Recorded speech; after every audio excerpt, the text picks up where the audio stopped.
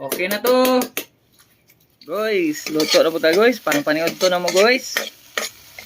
So ang luto na to karon guys, ang kinaham sa tanan po sa mga parya na mo guys.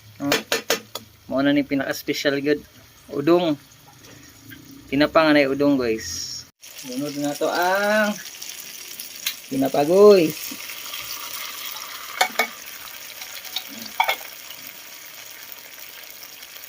Para lasa kayo.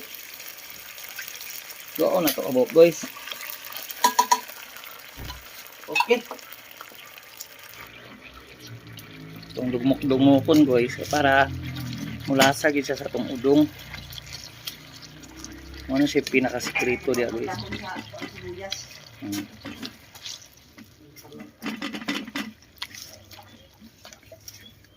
Kung gusto ka makatilog lami kay nga udong guys, dapat dili ni mo tipiron sa kining tinapa. Imo man yung lasa sa udong.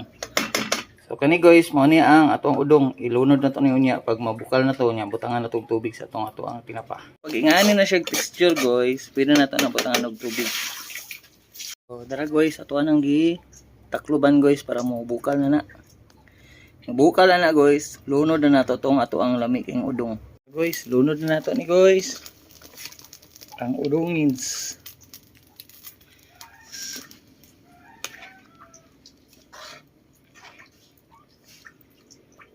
Beans, wheatins. Okay na to. Dalo na to sa lamisa. Right. Kaon na guys. Guys, luto na to ang udong guys. Kaon na ta guys. Anong guys? Onggoys? Hmm? Guy onggoy. Lami kayo guys.